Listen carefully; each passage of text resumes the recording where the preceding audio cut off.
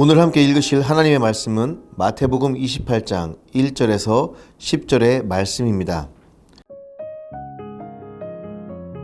안식일이 다 지나고 안식 후 첫날이 되려는 새벽에 막달라 마리아와 다른 마리아가 무덤을 보려고 갔더니 큰 지진이 나며 주의 천사가 하늘로부터 내려와 돌을 굴려내고 그 위에 앉았는데 그 형상이 번개 같고 그 옷은 눈같이 거늘 지키던 자들이 그를 무서워하여 떨며 죽은 사람과 같이 되었더라.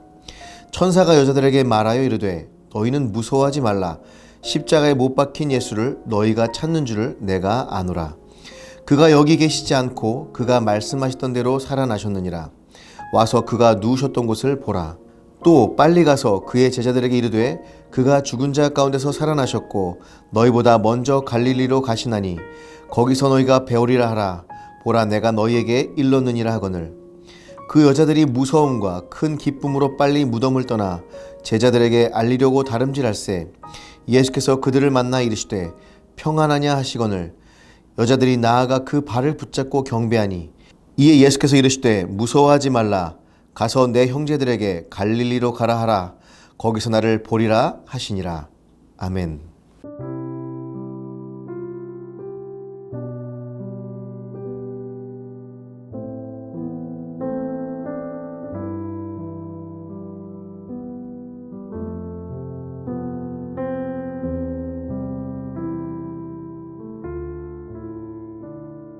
할렐루야, 여러분의 손김이 노상진 목사입니다. 오늘 이야기는 그리스도의 부활에 대한 그런 이야기입니다. 예수님의 죽음을 상징하는 무덤의 돌은 굴러 내려갔고 천사가 여인들과 대화하면서 이런 멘트를 날립니다. 그가 여기 계시지 않고 그가 말씀하시던 대로 살아나셨느니라.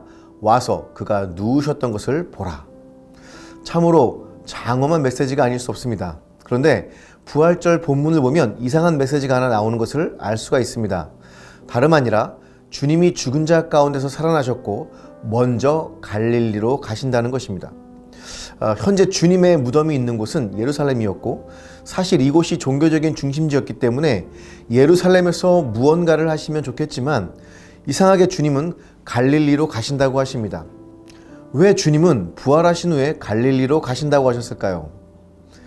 어떤 목사님의 설교를 보면서 참 그럴 것 같다는 부분이 있었습니다. 하나는 예수님을 사랑했던 사람들이 절망에 빠져 있기 때문이라는 것입니다. 예수님을 정치적인 메시아로 믿던 사람들이 있었습니다. 저렇게 능력이 많으신 분이 로마를 하루아침에 물리치시고 자기 나라의 독립을 가져다 줄 것으로 기대했던 사람들의 모든 꿈이 예수님의 죽음과 함께 사라져 버렸습니다. 예수님의 12제자들은 예수님께서 예루살렘에 올라가 왕이 되시면 장관이 되고 총리가 되고 오른편 왼편에 앉을 것이라고 생각했습니다. 3년 동안 따라다녔던 제자들은 허탈감에 빠져 있었습니다. 배고픈 민초들은 도시락 하나로 5,000명을 먹이시는 예수님을 보면서 저분이 왕이 되시면 우리의 가난의 문제를 해결해 주실 것이라고 기대했었습니다. 그 모든 희망은 절망으로 변했습니다. 한숨소리가 가득한 갈릴리에 예수님은 가신 것이라는 것이죠. 또 한 가지, 갈릴리는 예수님과 제자들의 첫사랑이 있는 곳입니다. 첫사랑의 기억이 숨쉬었던 곳이 바로 갈릴리였습니다. 예수님께서 천국 복음을 전파하셨던 자리가 갈릴리였습니다. 복음의 산에 올라 복된 소식, 천국에 관한 귀한 말씀을 가르쳐 주시고 천국에서 보았던 그 소식을 제자들에게 나누어 주신 장소가 바로 갈릴리였습니다. 제자들은 예수님에 대한 신앙이 싸늘히 식은 채 모든 것을 체념하고 물고기를 잡기도 하며 자신들의 생업으로 돌아갔습니다. 그런데 주님은 오늘 그들을 다시 부르시기 위해 갈릴리로 가신 것입니다. 제자들과 사랑이 묻어있던 첫사랑의 장소였기 때문이죠. 저는 두 가지 모습에도 은혜를 받았지만 더 나아가 한 가지 생각을 해보게 되었습니다. 제가 MBTI가 ESTJ입니다. 일 중심적 사고, 지난번 3교구 김선우 형제님이 강의하면서 바로 당신이 ESTJ야 이렇게 해서 깜짝 놀라기는 했었습니다. 그런데 사실은 여러분 제가 아주 감성이 풍부한 사람이라는 거 꼭 잊지 않았으면 좋겠습니다. 예수님도 단순히 일중심적이 아니라 매우 감성적인 그 두 가지 면이 풍부했던 그런 분이셨습니다.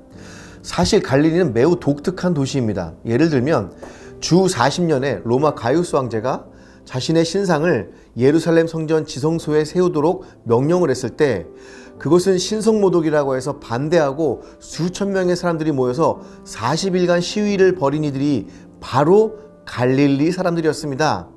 이들은 로마가 주전 63년 전부터 식민지로 통치하는 동안 계속해서 신앙적이고 그리고 국가적인 독립투쟁을 했던 사람들이 바로 이곳이었습니다. 이 때문에 로마는 이스라엘을 식민지하기 위해서 군대를 이스라엘에 파견했고 헤롯 왕은 갈릴리 지역을 감시하기 위해 군인들을 동원했을 뿐만 아니라 그것도 모자라서 비밀 사복 경찰들을 갈릴리에 상주시켰습니다.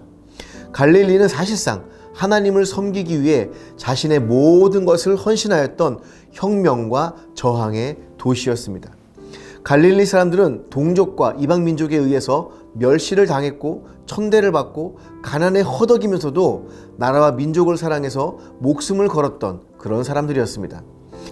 예수님은 부활하시고 승천하신 후에 모든 선교 활동의 시작을 바로 갈릴리로 정하신 것이라는 생각이 듭니다. 버림받은 지역이라고 예언자가 이야기했던 그곳이 예수님과 하나님 나라의 복음을 위한 곳으로 택함을 받은 것이죠. 예수님의 부활의 이야기는 바로 이러한 사람들로부터 시작된 것입니다. 세상에서 천대받고 연약해 보이지만 하나님을 신뢰하던 사람들에 의해서 전 세계로 그리스도가 전파되게 된 것입니다.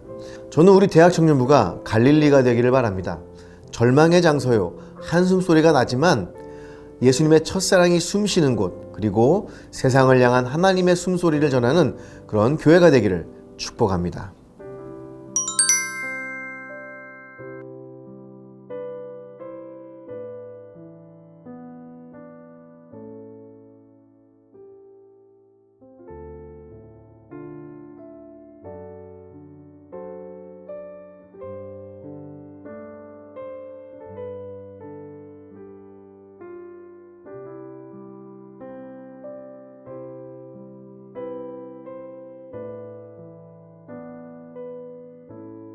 기도하시겠습니다. 부활 후에 갈릴리로 가신 예수님, 절망의 갈릴리에서 우리를 구하시고 미래를 향한 선교의 전축이지 갈릴리를 우리에게 허락하여 주옵소서. 예수님의 이름으로 기도합니다. 아멘.